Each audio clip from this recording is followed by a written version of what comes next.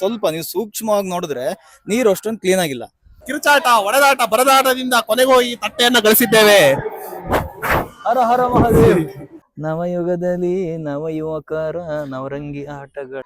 ಇಲ್ಲಿ ರೋಡ್ ಕಾಣ್ತಾ ಇದೆಯಲ್ಲ, ಇದು ಪಾಂಡವಪುರಕ್ಕೆ ಹೋಗುತ್ತೆ. ಹುಡುಗರೆಲ್ಲ ನೋಡಿ ಯೂಟ್ಯೂಬ್ ಚಾನಲ್ ಅಂದ್ಕೂಡಲೇ ಖುಷಿ ಪಡ್ತಾ ಇದಾರೆ. ಎಲ್ಲ ಯೂಟ್ಯೂಬ್ ಅಲ್ಲಿ ಬಂದ್ಬಿಡ್ತೀವಿ. Mister explore 360.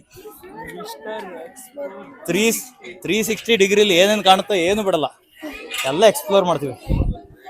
ಮೇಘಾಲಯದಿಂದ ಹಿಡಿದು ಕರ್ನಾಟಕದವರೆಗೂ ನಾನಾ ತರದ ಜನಗಳಿಗೆ ನಾನಾ ತರದ ನೀರು ಕುಡಿಸಲು ಸಿಡುಗೊಂಡು ಈ ಸಾಂಗ್ಲಿಯಾನ.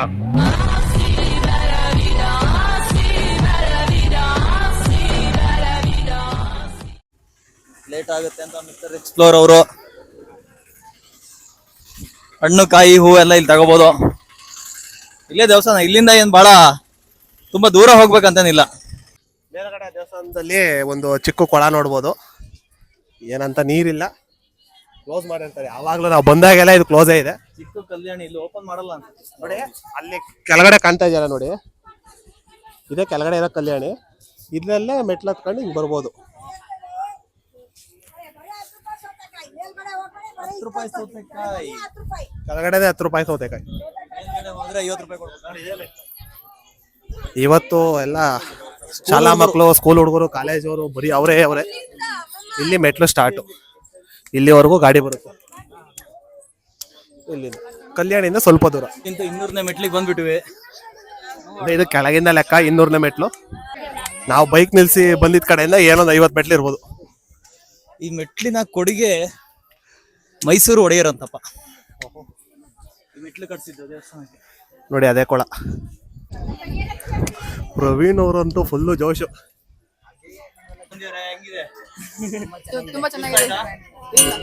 ಸುಸ್ತಾಗಿಲ್ಲ ಇನ್ನು, ಹುಡುಗರಿಗೆ ಯಾರಿಗೂ ಸುಸ್ತಾಗಿಲ್ಲ. 350ನೇ ಮೆಟ್ಲು. ನಮ್ಮ ಹುಡುಗರೆಲ್ಲ ನೋಡಿ ಯೂಟ್ಯೂಬ್ ಚಾನಲ್ ಅಂದ್ಕೂಡಲೇ ಖುಷಿ ಪಡ್ತಾ ಇದಾರೆ. ಎಲ್ಲ ಯೂಟ್ಯೂಬ್ ಅಲ್ಲಿ ಬಂದ್ಬಿಡ್ತೀವಿ. Mister explore 360. 360 ಡಿಗ್ರಿಲಿ ಏನೇನು ಕಾಣುತ್ತೋ ಏನು ಬಿಡಲ್ಲ, ಎಲ್ಲ ಎಕ್ಸ್ಪ್ಲೋರ್ ಮಾಡ್ತೀವಿ.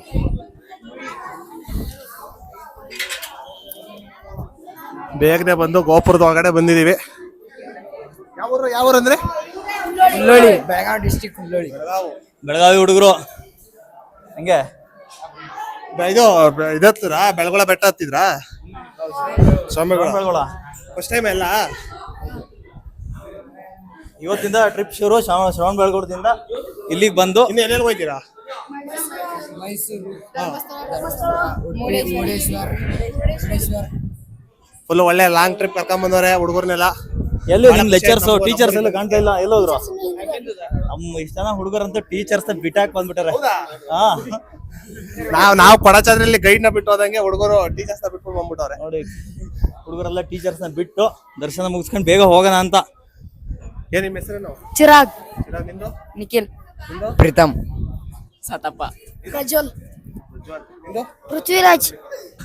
ಏನ ಯೋಗ ನರಸಿಂಹ ಸ್ವಾಮಿ ದೇವಸ್ಥಾನ. ನೀವೆಲ್ಲ ಭಕ್ತ ಪ್ರಹ್ಲಾದ ಪಿಕ್ಚರ್ ನೋಡಿರ್ಬೋದು. ನೋಡಿರಾ ಭಕ್ತ ಪ್ರಹ್ಲಾದ ಪಿಕ್ಚರ್? ಭಕ್ತ ಪ್ರಹ್ಲಾದ ಪಿಕ್ಚರ್ ಅಲ್ಲಿ ರಾಜ್ಕುಮಾರ್ ಒಂದು ಹಿರಣ್ಯಕಶ್ಯಪು ತನ್ನ ಮಗನ್ ಕೇಳಿ ಆ ಕಂಬದಿಂದ ಹೊರಗಡೆ ಬರಲ್ವಾ, ಯೋಗ ನರಸಿಂಹ ಸ್ವಾಮಿ ಅದು ಆ ಒಂದು ದೇವರು ಇಲ್ಲಿ ಇರೋದು ಯೋಗ ನರಸಿಂಹ ಸ್ವಾಮಿ ದೇವಸ್ಥಾನ. ಅದನ್ನ ಪ್ರಹ್ಲಾದ, ಭಕ್ತ ಪ್ರಹ್ಲಾದ ಇಲ್ಲಿ ಪ್ರತಿಷ್ಠಾಪನೆ ಮಾಡ್ದ ಅಂತ ಒಂದು ಹಿಸ್ಟ್ರಿ ಇದೆ. ಅದೇ ಯೋಗ ನರಸಿಂಹ ಸ್ವಾಮಿ.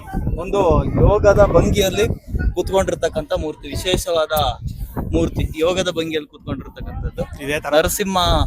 ನರಸಿಂಹನ ಅವತಾರ ತಾಳಿರುವ ವಿಷ್ಣು. ಒಳಗಡೆ ವಿಡಿಯೋ ಮಾಡಕ್ ಬಿಡಲ್ಲ, ಹೊರಗಡೆ ಮಾತ್ರ. ಫುಲ್ಲು ಇವರೇ ಅವರೇ. ಸ್ಪೆಷಲ್ ಡೇ ಇವ್ರು ಮಾತ್ರ. ಹುಡುಗರು ಕನ್ನಡ ಸ್ವಲ್ಪ ಬಂದ್ಬಿಟ್ಟವ್ರೆ.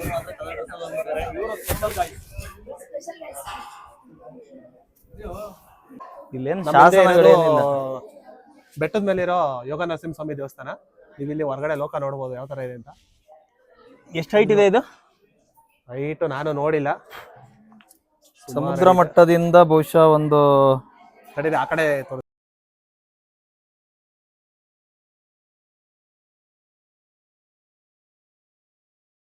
ಸ್ವಾಮಿ ದೇವಸ್ಥಾನ ಮೇಲುಕೋಟೆ. ದೇವಸ್ಥಾನದ ಜೀರ್ಣೋದ್ಧಾರ ಮತ್ತು ನವೀಕರಣ Shri S Janardhan chartered accountant Bengaluru ಇವರ ಸ್ಮರಣಾರ್ಥ 12/3/2015 ಇವರಿಗೆ ನಮ್ಮ ಸಂಘದ ಪರವಾಗಿ ತುಂಬ ಧನ್ಯವಾದಗಳನ್ನು ಸಲ್ಲಿಸ್ತೇವೆ.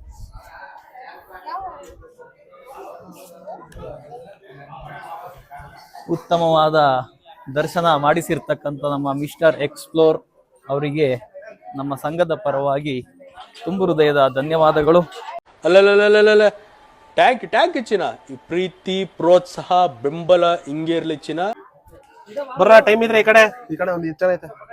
ಈ ಕಡೆ ಇಲ್ಲೊಂದು ವ್ಯೂ ಪಾಯಿಂಟ್ ಇದೆ ದೇವಸ್ಥಾನದಿಂದ ಎಡಭಾಗದಲ್ಲಿ ಡೀಪೆಸ್ಟ್. ಇಲ್ಲಿ ರೋಡ್ ಕಾಣ್ತಾ ಇದೆಯಲ್ಲ, ಇದು ಪಾಂಡವಪುರಕ್ಕೆ ಹೋಗುತ್ತೆ. ಹಾಗೆ ತಣ್ಣೂರ್ ಕೆರೆ ಮೀಟ್ ಆಗುತ್ತೆ ಹಿಂದೆಗಡೆ, ಈ ಒಂದು ಬೆಟ್ಟದ ಹಿಂದೆ ಅಲ್ಲಿ ಇಲ್ಲಿ ನವ ಪ್ರೇಮಿಗಳು ನೋಡಿ. ನವಯುಗದಲ್ಲಿ ನವ ಯುವಕರ ನವರಂಗಿ ಆಟಗಳು ಹೆಚ್ಚಾಯ್ತು. ನವ ಯುವತಿಯರಲ್ಲ, ಇವು ನವ ಯುವಕರು. ಯುವಕರು ನೋಡ್ತಾ ಇರ್ಬೋದು ಯಾವ ರೀತಿ ಅಲ್ಲೆಲ್ಲ ನೋಡಿ ಅಲ್ಲಿ ಕಾರ್ ಹೋಗ್ತಾ ಇದೆಯಲ್ಲ, ಅದು ಆ ರೋಡ್ ಹೋದ್ರೆ ಪಾಂಡವಪುರಕ್ಕೂ ರೀಚ್ ಆಗುತ್ತೆ. ಹಂಗೆ ಅಂದೇವೆ ತಣ್ಣೂರ್ ಕೆರೆ ಸಿಗುತ್ತೆ. ಸಕಲಾಗಿದೆ ತಣ್ಣೂರ್ ಕೆರೆ.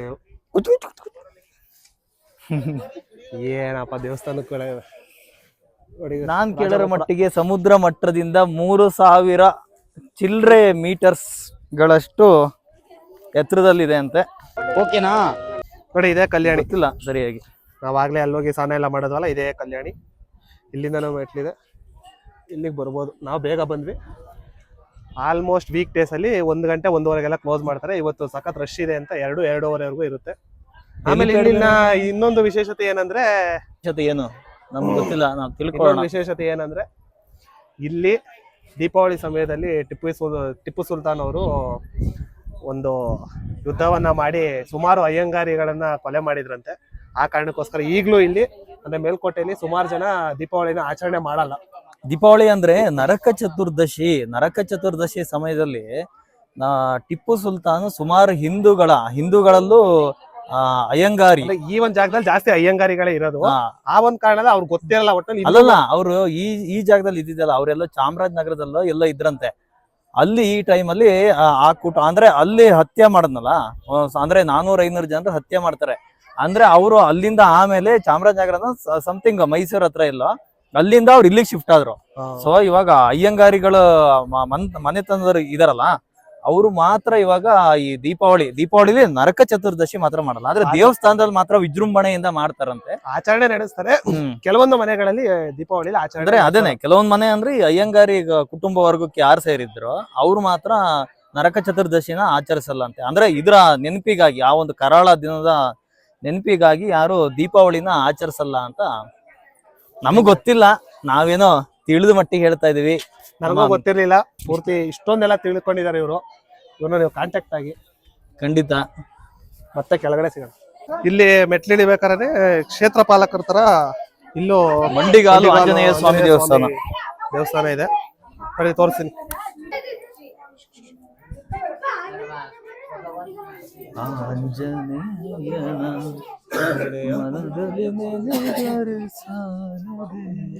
ನೋಡಿ ಇದು ಸತ್ಯನಾರಾಯಣ ಸ್ವಾಮಿ ದೇವಸ್ಥಾನ. ಸ್ವಾಮಿ ದೇವಸ್ಥಾನ ಇದ್ರ ಅಪೋಸಿಟ್. ಇಲ್ಲಿಂದ ಮೆಟ್ಲಲ್ಲಿ ಹೋಗ್ಬೋದು. ನಾವ್ ಆಕ್ಚುಲಿ ಅಲ್ಲಿ ಅರ್ಧದವರೆಗೆ ಬೈಕಲ್ಲಿ ಹೋದು, ಅಲ್ಲಿಗೆ ಆ ದೇವಸ್ಥಾನಕ್ಕೆ ಮೆಟ್ಲವರೆಗೂ ಹೋಗ್ಬೋದು. ಅಲ್ಲ ಮೆಟ್ಲಲ್ಲೇ ಹೋಗ್ಬೋದು. ಇಲ್ಲಿ ಮೆಟ್ಲು ಹತ್ಕೊಂಡು ಹೋಗ್ಬೋದು. ಕೊಳ ಇದು ಕೊಳ, ಇದು ಕೊಳದ ಹಿಂಭಾಗ. ಇಲ್ಲಿ ಅನ್ನದಾನ, ಇಲ್ಲಿ ಅನ್ನ ಪ್ರಸಾದ ಭವನ. ಹೋಗೋಣ, ನಡೀತಾ ಐತೆ ಅಂದ್ರೆ ಹೋಗೋಣ. ನಡೀತಾ ಇರುತ್ತೆ ನೋಡಿ. ಇಲ್ಲಿ ಅನ್ನ ಪ್ರಸಾದ ಭವನ ಕೂಡ ಇಲ್ಲೇ ಇರುವಂತದ್ದು. ನೀವು ಬಂದ್ರೆ ಅನ್ನ ಪ್ರಸಾದ ಕೂಡ ಮಾಡ್ಕೊಂಡು ಹೋಗ್ಬಹುದು.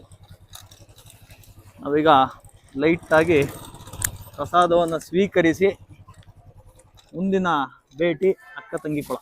ಕಟ್ಟೆಯಲ್ಲಿ ಯಾರು ಪ್ರಸಾದವನ್ನು ಬಿಡಬಾರದು ಹಾಗೂ ತಾವು ಊಟ ಮಾಡಿದಂತಹ ಕಟ್ಟೆಗಳನ್ನು ತಾವೇ ಸ್ವಚ್ಛಗೊಳಿಸಿ ಇಡತಕ್ಕದ್ದು. ದಯವಿಟ್ಟು ಸ್ವಚ್ಛತೆಯನ್ನು ಕಾಪಾಡಿ. ಜೈ ಕರ್ನಾಟಕ ಮಾತೆ. ಶ್ರೀನಿವಾಸ ಮೂರ್ತಿ ಸರಸ್ವತಿ ಇವರು ಸಹ ಅನ್ನದಾನಕ್ಕಾಗಿ 500 ರೂಪಾಯಿಗಳನ್ನು ದೇಣಿಗೆಯಾಗಿ ನೀಡಿದ್ದಾರೆ. ನಮ್ಮ ಸಂಘದ ಪರವಾಗಿ ಅವರಿಗೆ ತುಂಬ ಹೃದಯದ ಧನ್ಯವಾದಗಳು. ಕಿರುಚಾಟ, ಒಡೆದಾಟ, ಬರದಾಟದಿಂದ ಕೊನೆಗೂ ಈ ತಟ್ಟೆಯನ್ನು ಗಳಿಸಿದ್ದೇವೆ. ಹರ ಹರ ಮಹಾದೇವ್. ಊಟ ಮಾಡದೆ ಇವಾಗ ಕಟ್ಟ ಮುಟ್ಟ ಒಡೆಯದೆ. ಚೆಲುವನಾರಾಯಣ ಸ್ವಾಮಿ ದೇವಸ್ಥಾನದ ದಾಸೋಹ ನಕ್ಷತ್ರವನ್ನು ನೀವು ನೋಡಬಹುದು. ಬಂದ ಭಕ್ತಾದಿಗಳು ತಟ್ಟೆಯಲ್ಲಿ ಅನ್ನ ಪ್ರಸಾದವನ್ನು ಬಿಡಬಾರದು. ದೇವಸ್ಥಾನಕ್ಕೆ ಬಂದ ಭಕ್ತ ಮಹಾಶಯರು ಅನ್ನದಾಸೋಹಕ್ಕಾಗಿ ಅಕ್ಕಿ, ಬೇಳೆ, ದವಸ ಧಾನ್ಯಗಳು, ಪಾತ್ರೆ ಪಗಡೆಗಳನ್ನು ನೀಡಿ ಅಧಿಕೃತ ರಸೀದಿಯನ್ನು ಪಡೆದು ಸ್ವಾಮಿಯ ಕೃಪೆಗೆ ಪಾತ್ರರಾಗಬೇಕು.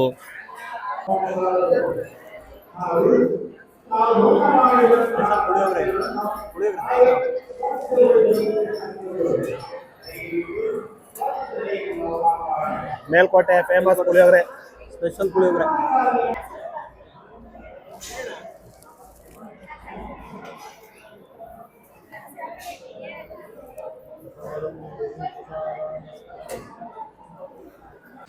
ಮೇಲ್ಕೋಟೆಗೆ ಬಂದಾಗ ಅಕ್ಕನ ಕೊಳ, ತೆಂಗಿ ಕೊಳ ಇವೆರಡು ಪ್ರಮುಖ ಸ್ಥಳಕ್ಕೆ ಬರ್ಬೋದು. ಇದೇ ಪ್ಲೇಸ್ ಮಾತ್ರ ಯಾರು ಮಿಸ್ ಮಾಡಕ್ಕೆ ಹೋಗ್ಬೇಡಿ. ಇದ್ರದ್ದು ಇತಿಹಾಸ ಕೂಡ ತುಂಬಾ ಚೆನ್ನಾಗಿದೆ. ಈ ಕಡೆದು ಅಕ್ಕನ ಕೊಳ,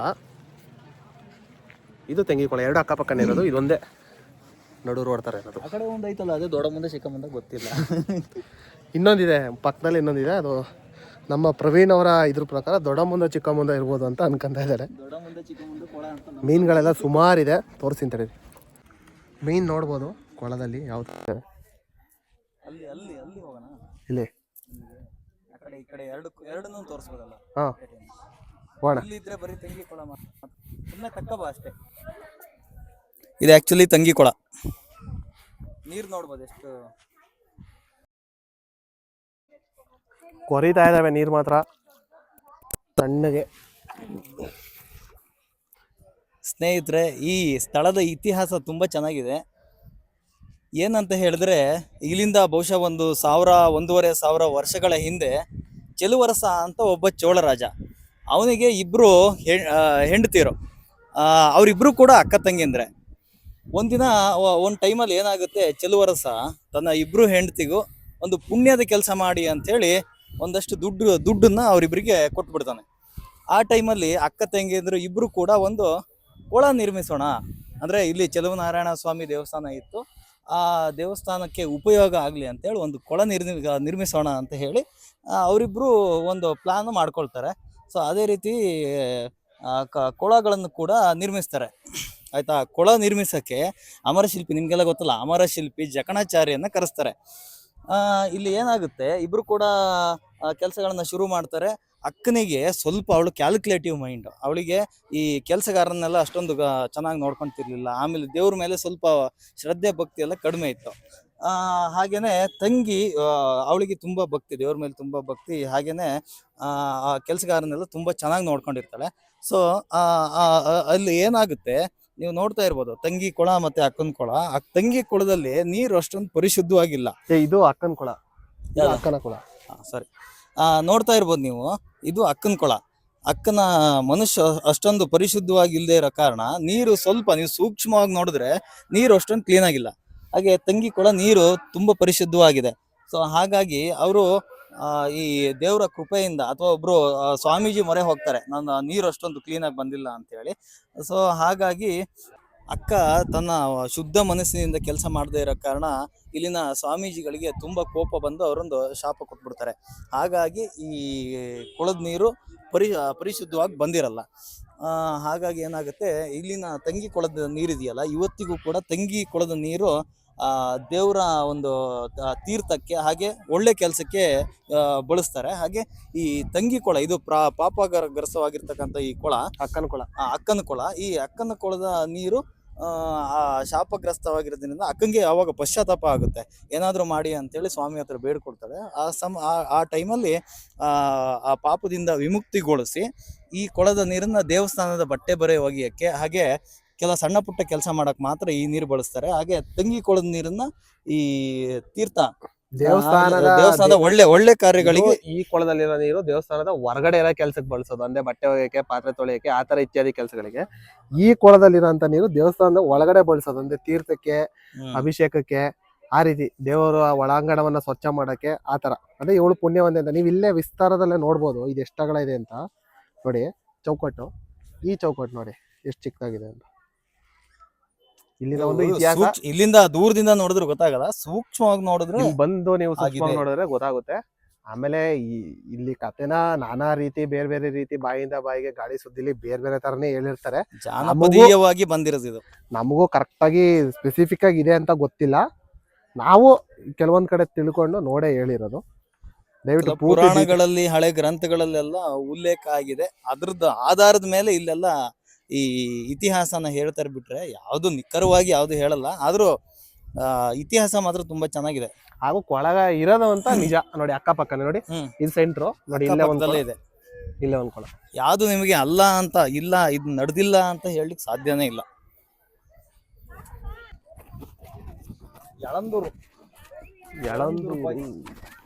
ಬಾಯ್ಸ್ ಅಂಡ್ ಗರ್ಲ್ಸ್ ಇಲ್ಲಿ ಹಾಕೋರ್ ನೋಡ ಏನೋ ಹಿಸ್ಟ್ರಿ.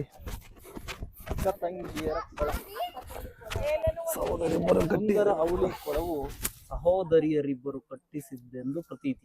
ಒಬ್ಬ ಸಹೋದರಿ ತಾವು ಕೊಳ ರಚಿಸೋಣವೆಂದು, ಇನ್ನೊಬ್ಬಳು ಅಷ್ಟು ಉತ್ಸಾಹ ತೋರಲಿಲ್ಲವೆಂದು, ಆದರೆ ಕಡೆಗೆ ಇಬ್ಬರೂ ಸೇರಿ 2 ಕೊಳ ಪ್ರತ್ಯೇಕವಾಗಿ ಮಾಡಿಸಿದರೆಂದು ನಂಬಿಕೆ.